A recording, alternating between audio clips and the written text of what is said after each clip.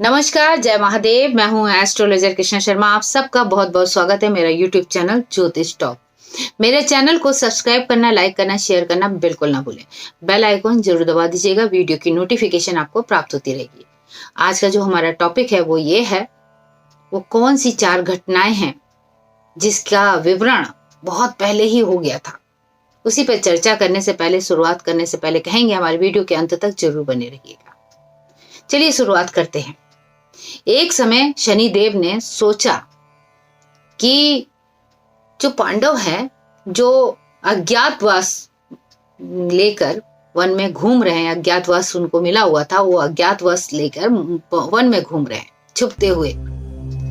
तो चलो आज हम इनकी परीक्षा ले लेते हैं, क्योंकि पांडवों का राजपाट तो छिन गया था और उनके पास तो रहने को कुछ था ही नहीं। 12 साल तक तो वो वनवास में रहे, उसके बाद 1 साल का अज्ञातवास मिला उनको।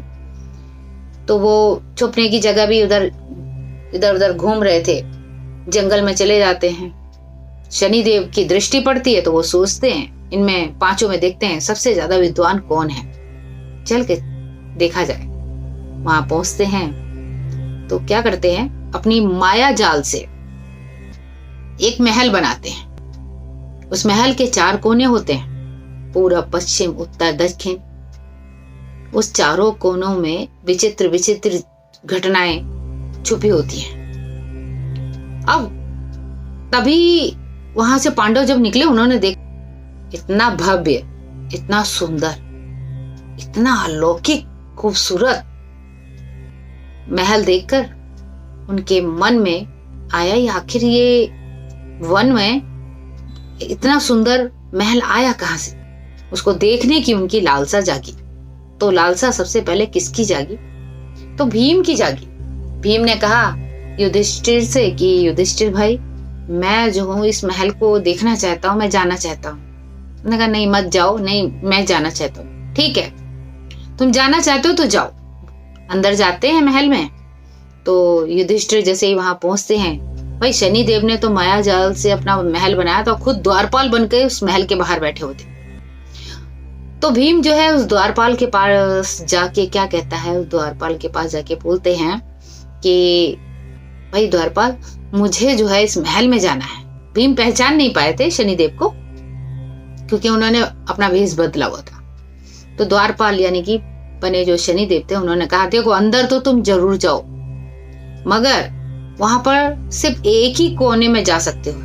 वहां पे 4 द्वार हैं, 4 कोने हैं, चारों कोनों में सिर्फ एक ही कोने में जा सकते हो। मगर उसमें भी एक शर्त है, जब तुम उस कोने में जाओगे, जो जो चीजें वहां पर देखोगे उसके पूरा विवरण मुझे दोगे और उसके बारे में बताओगे, जो देखा है उसका क्या अर्थ है। बस इतनी सी बात। तो कोई बात नहीं, मैं जरूर जो है इतनी सी चीज के लिए थोड़ी अंदर जाना छोड़ दूंगा। भीम जो है अंदर चले गए। जाते हैं, देखते हैं क्या देखा उन्होंने कि वहां पर 3 कुएं अलग अलग तरीके के। तो वहां तो पशु पक्षी, अलग अलग विचित्र विचित्र तरीके की चीजें थी वहां पर। मगर वहां पे 3 कुएं दिखाई दिए।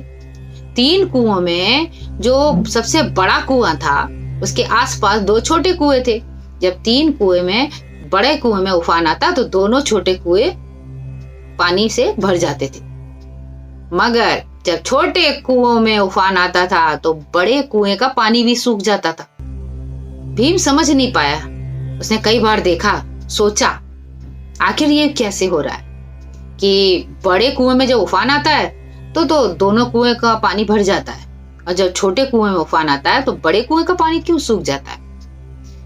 बड़ा विचित्र घटना देखकर वो बाहर आता है। द्वारपाल कहता है कि भाई क्या देखा तुमने?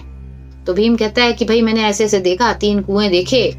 बीच के कुएं का जब पानी उफान मारता था तो दोनों कुएं का पानी भर जाता था, और दोनों कुएं जो छोटे थे उनमें उफान आता था तो बीच वाले का पानी सूख जाता था। तो कहें ठीक है, आप बताओ आपने इसका मतलब क्या, मुझे बताओ, समझाओ। कहते मुझे तो नहीं पता। तो कहने मैंने शर्त के अनुसार मैंने बोला था अगर आप नहीं बता पाओगे तो मैं आपको कैद कर लूंगा। भीम मजबूर हो जाते हैं कि भाई बता तो नहीं पाया, शर्त जो रखी थी उसको मानना तो था ही। तो द्वारपाल उनको कैद कर लेता। थोड़ी देर में अर्जुन कहता भीम नहीं आया भाई, मैं देख के आता हूं कि कहाँ गया भीम। इसी महल में गया, अभी तक लौट के नहीं आया। भी अर्जुन पहुंचते हैं, वहां जाके पूछते हैं द्वारपाल मुझे अंदर जाना है, मेरा भाई भी अभी तक नहीं लौटा, मैं अंदर जाके मैं पहले इस महल को देखना चाहता हूँ। उन्होंने कहा ठीक है चले जाओ इस महल के अंदर, मगर जाने से पहले मेरी एक शर्त है, इस महल के किसी एक कोने में जाना और जाने के बाद वहां जो होने वाली घटना है उसके बारे में मुझे बताना, उसके अर्थ भी मुझे समझाना, नहीं समझा पाओ तो मैं तुम्हें कैद कर लूंगा। उन्होंने कहा ठीक है कोई बात नहीं, मुझे जाने तो दो। अर्जुन जब अंदर जाते हैं तो वो क्या देखते हैं कि वहां पे अजीब अजीब तरीके की फसल थी, जिसमें एक बाजरे की जो फसल थी वो मक्का निकाल रही थी और मक्के की जो फसल थी उसमें से बाजरा निकल रहा था। वो समझ नहीं पाए, कई बार देखा घटना उनको समझ में नहीं आई। वो चले आते हैं, वापस आते हैं, द्वारपाल से मिलते हैं। द्वारपाल पूछता है क्या देखा तुमने? उन्होंने कहा मैंने ये देखा बाजरे के पेड़ में मक्का निकल रहा है और मक्के के पेड़ से बाजरा निकल रहा है। तो क्या हुआ, इस घटना का अर्थ क्या हुआ वो मुझे समझाइए। तो अर्जुन कहता है कि भाई मुझे इसके अर्थ नहीं पता। तब द्वारपाल कहता है शर्त के अनुसार आप भी कैद में जाओगे। वो उनको कैदी बना लेते हैं और कैद खाने में डाल देते हैं। थोड़ी देर में नकुल कहता है कि भाई नहीं आए, मैं भी जाके देख के आता हूँ। वो भी महल जाता है, वो भी द्वारपाल से बात करता है। द्वारपाल उसको समझाता है अंदर तुम जाओगे, जो भी घटना है मुझे बताना, अगर नहीं बता पाए, नहीं समझा पाए तो तुम्हें कैद खाने में डाल दूंगा, कैदी बनाकर। ठीक है। वो भी जाता है, देखता क्या है कि गाय क्या कर रही थी, वो अपनी बच्चियों का दूध पी रही थी। गाय की जो छोटी बच्चियां थी वो उनका दूध पी रही थी। समझ नहीं पाया, बड़ा विचित्र घटनाएं हो रही हैं। आके द्वारपाल पूछता है क्या देखा? क्या गाय वहां पे बच्चियों का दूध पी रही थी। क्या इसका मतलब क्या हुआ? क्या इसका मतलब तो मुझे भी नहीं पता। तब द्वारपाल कहता है ठीक है, शर्त के अनुसार तुम भी कैदी बनाए जाते हो। उनको कैदी बना देते हैं। इसके बाद अब जो है सहदेव आता है। सहदेव जाता है, कहता है कि भाई मुझे भी जाना है। कहते हैं ये शर्त है, अगर मानते हो तो ठीक। उन्होंने कहा ठीक है मैं भी जाता हूँ, अगर नहीं बता पाया तो मुझे भी तुम कैद खाने में कैदी बना के डाल देना। अंदर जाते हैं, देखते हैं सोने की बहुत बड़ी शिला एक छोटे से सिक्के के ऊपर डगमगा रही थी। देखता है सहदेव, अरे ये क्या चीज है भाई, एक चांदी के सिक्के के ऊपर सोने की इतनी बड़ी शिला कैसे डगमगा रही है? तो सोने की इतनी बड़ी शिला एक चांदी के छोटे से सिक्के के ऊपर कैसे डगमगा रही है, ये देखकर घटना उनको विचित्र लगा। और वो आके द्वारपाल से कहते हैं कि भाई मैंने तो अंदर जो देखा सोने की बहुत बड़ी शिला थी, वो एक चांदी के सिक्के पे टिकी हुई थी, मगर गिर नहीं रही थी, हिल रही थी। तो कहते तुम्हें इसका मतलब बताओ। कि नहीं मुझे इसका मतलब नहीं पता। तब वो शनिदेव कहते हैं कि अब तो तुम्हें भी कैदी बनाया जाएगा। कैदी बना लेते हैं।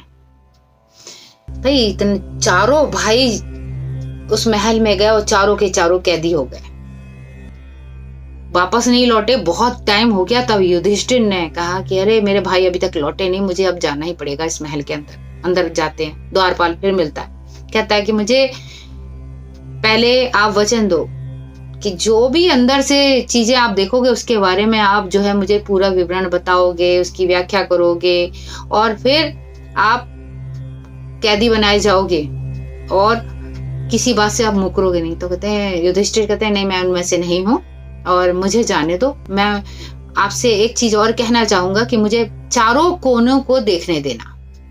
एक कोने नहीं, चारों कोने। ठीक है, अगर चारों कोने आपके अगर मैं देख लूंगा तो उसके बाद आपको मेरे भाइयों को छोड़ना पड़ेगा। ठीक है।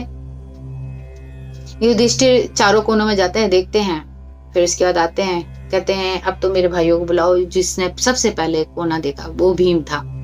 भीम आता है, बताता है कि मैंने ऐसे ऐसे 3 कुएं देखे, जिसमें बड़ा कुआं जो था जब उफान आता था तो दोनों छोटे कुएं पानी से भर जाते थे, और जब छोटे कुएं में उफान आता था तो बड़े जो कुएं थे वो सूख जाते थे, बड़ा कुआं जो था वो सूख जाता था। तो द्वारपाल बने जो शनिदेव थे वो उनसे पूछते हैं कि बताओ महाराज, अपने भाई को अगर बचाना चाहते हो तो ये बताओ कि इसने जो देखा उसका क्या अर्थ हुआ।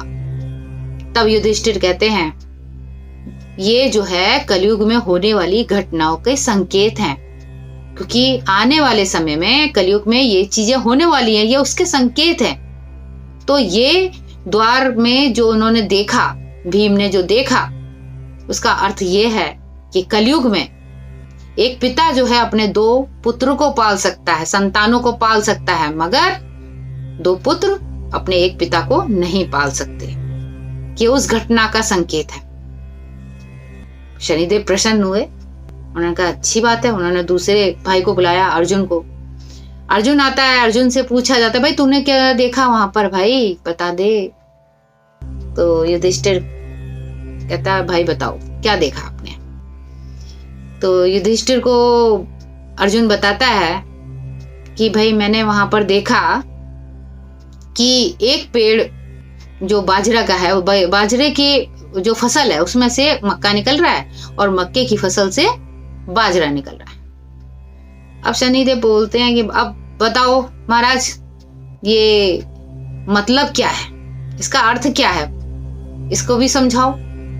तो युधिष्ठिर कहते हैं इसका मतलब ये है कि कलयुग में ये होने वाली ये दूसरी घटना है उसके संकेत है। वो घटना ये है कि लोग जो है अपने वंश से हटकर दूसरे वंश में शादी करेंगे, वंश परिवर्तन होगा, जिसकी वजह से आने वाले समय में वंश जो है कह सकते हैं कि एकदम एक तरीके से खत्म हो चुका होगा। सब एक दूसरे के वंश में शादी करने से जो एक वंश चला आ रहा है वो कहीं ना कहीं लुप्त हो जाएगा। ये उसके बारे में बताया जा रहा है। शनिदेव प्रसन्न हुए, उन्होंने कहा ये तो सही बताया। अब उसके बाद तीसरे भाई को बुलाते हैं, उससे पूछते हैं तुमने क्या देखा। उसने कहा कि भाई मैंने ये देखा, जो गाय थी वो अपने बछिया का दूध पी रही थी, छोटी सी बछिया थी, उसका दूध पिए जा रही थी गाय। तो शनिदेव पूछते हैं कि महाराज इसके बारे में बताइए। तो युधिष्ठिर कहते हैं कि हे द्वारपाल, इसका मतलब ये है, ये भी जो है कलयुग की घटना का संकेत है। ये बता रहे हैं कि आने वाले समय में पुत्र जो है अपनी माँ की सेवा नहीं करेगा, माता पिता की सेवा नहीं करेगा, तो माता पिता यानी कि माँ अपनी पुत्री के घर में ही खाएगी, अपनी ही संतान का भोजन उसी के घर में, लालन पालन सब उसी का, उसी संतान के यानी बेटी के घर में होगा। अब ये सुनकर भी शनिदेव बड़े खुश हुए।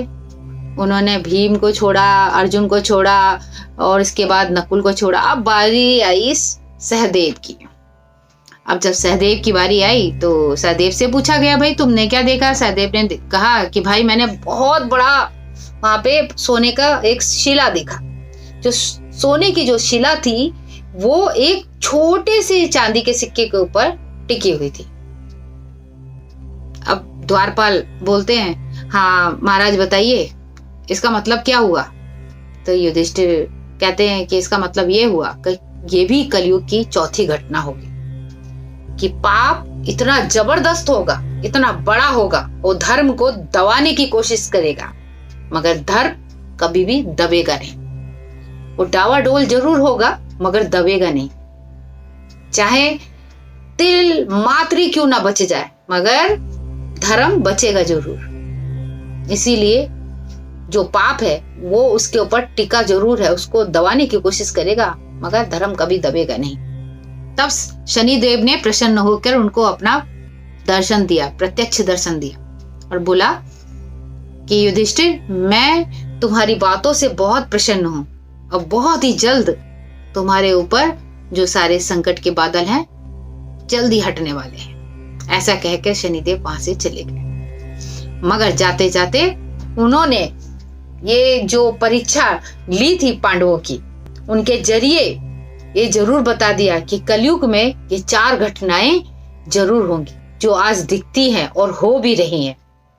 तो ये थी 4 घटनाएं जो कलयुग में आजकल हो रही हैं, उसी पे आज हमने जो वीडियो बनाया है आपके साथ। अंत तक आप हमारे साथ बने भी रहे हो तो कैसा लगा मुझे बताइएगा जरूर। आज के लिए बस इतना ही, मुझे दीजिए इजाजत। हर हर